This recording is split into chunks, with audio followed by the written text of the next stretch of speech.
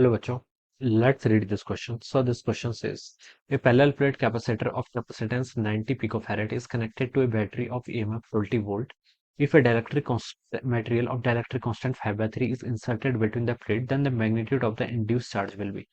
आपको क्या बताना है? इंड्यूस चार्ज का मैग्नीट्यूड बताना है। ऑलराइट, तो देखिए बच्चों, इस क्वेश्चन का की कॉन्सेप्ट हम क्या लिख सकते हैं?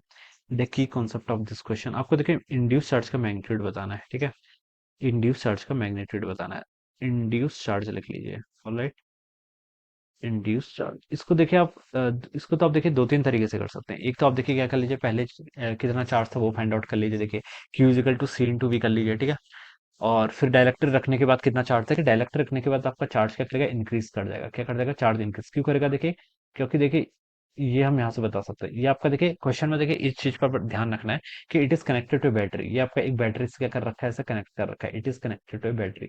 हमने देखिए डायलेक्ट्रिक को ये कैपेसिटर को कर रखा है, ऐसे कनेक्ट कर रखा है। ऑलराइट, तो देखिए बच्चों, इस पे इलेक्ट्रिक फील्ड देखिए कितना होता है। पहले इलेक्ट्रिक फील्ड देखिए, इलेक्ट्रिक फील्ड एक प्लेट के कारण कितना होता है। मान लीजिए इस पर चार्ज क्यू है, इस पर चार्ज माइनस क्यू है, तो इलेक्ट्रिक फील्ड होगा आपका Q divided by two epsilon not एक प्लेट के कारण।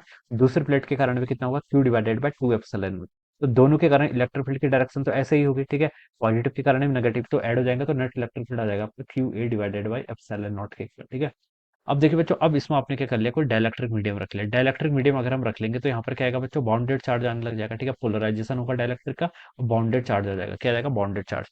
और बाउंडेड चार्ज के कारण इलेक्ट्रिक फील्ड आएगा। देखिए बाउंडेड चार्ज कैसे आता है, बाउंडेड चार्ज आपका इस तरीके से आएगा। ठीक है, यहाँ पर आपका नेगेटिव चार्ज था। ठीक है, तो इलेक्ट्रिक फील्ड ऐसा था, क्या यहाँ पर आपका इलेक्ट्रिक फील्ड ऐसे पॉजिटिव से नेगेटिव की तरफ जाती है। ठीक है, तो यहाँ पर जो मटेरियल्स होंगे वो क्या होंगे, आपके पोलराइज होने लग जाएंगे। ठीक है, इलेक्ट्रिक फील्ड इस तरीके, इलेक्ट्रिक फील्ड इस डायरेक्शन को है, तो यहाँ पर आपका क्या आएगा बच्चों, नेगेटिव चार्ज ऐसे पॉजिटिव ऐसे नेगेटिव ऐसे पॉजिटिव ऐसे, तो यहाँ पर आपका पॉजिटिव चार्ज अपेयर होने लग जाएगा, यहाँ पर नेगेटिव चार्ज ऐसे अपेयर होने लग जाएगा। ठीक है, ये आपका ऐसे क्या आ जाएगा, बॉन्डेड चार्ज। और इसकी वैल्यू बच्चों देखिए कितनी होती है, ये जो आपका बॉन्डेड चार्ज आएगा, इसकी वैल्यू बच्चों कितनी होगी देखिए।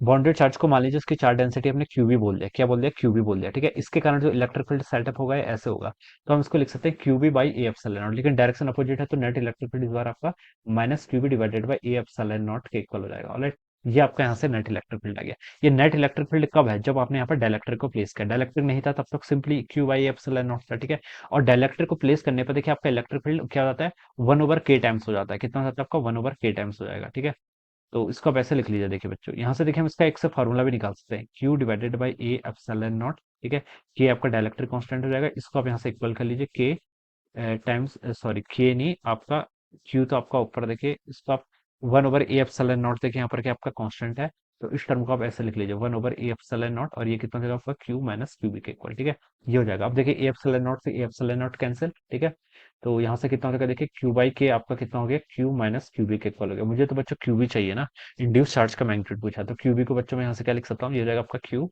माइनस के, तो उसको Q one minus one by के इक्वल लिख लेंगे। ठीक है, ये आपका फॉर्मूला आ जाएगा, this will be the formula. ठीक है, ये क्या हो जाएगा बच्चों, आपके यहाँ पर फॉर्मूला रहेगा।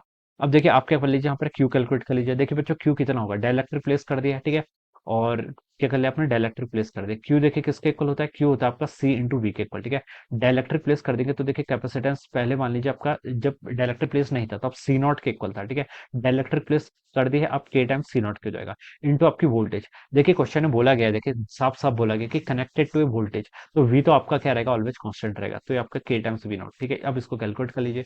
के बच्चों कितना आपका, के की वैल्यू आपकी 5/3, तो उसको आप यहाँ से 5/3 रख लीजिए। सी नॉट कितना है, कैपेसिटेंस इनिशियल 90 पिको फैरेड के इक्वल था, यानी कि 90 into 10 to the power -12 into आपका वी वोल्टेज कितनी बच्चों आपकी 20 वोल्ट के इक्वल, तो उसको सॉल्व कर लीजिए यहाँ से।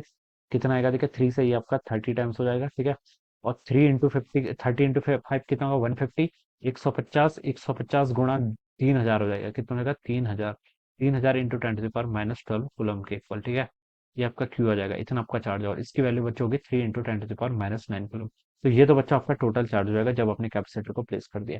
आपको बताना है बाउंडेड चार्ज ही बोलते हैं इसको, इंड्यूस चार्ज को बाउंडेड चार्ज भी बोल सकते हैं, क्योंकि यहाँ पर बाउंडेड ही होता है। ठीक है, तो क्यूबी की वैल्यू बच्चों कितनी हो जाएगी, फ्री चार्ज नहीं है तो इसलिए बाउंडेड बोल देंगे, तो ये हो जाएगा आपका 3 into 10 to the power -9 times आपका 1 - 1/k। के कितना था बच्चा आपका, 5/3 के इक्वल, तो 5/3 ऊपर आएगा तो 3/5 हो जाएगा ना, सीधे से सॉल्व कर लेते हैं।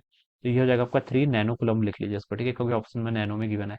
1 - 3/5 करेंगे तो आपका 5 - 3 2/5 के इक्वल हो जाएगा। 2/5 की वैल्यू होती है आपकी 0.4, तो बच्चों इसकी वैल्यू आपकी 0.4 इंटू 3 1.2 नैनो कुलम के इक्वल आनी चाहिए। Alright, this should be the answer of this question, ये आपका आंसर होना चाहिए 1.2 नैनो कुलम। तो बच्चों देखिए फोर्थ ऑप्शन में गिवन कर रखा है, so this will be the right answer of this question. Alright, ऐसे इसको सॉल्व करना है। So I hope you all understood this concept. All the best and thank you so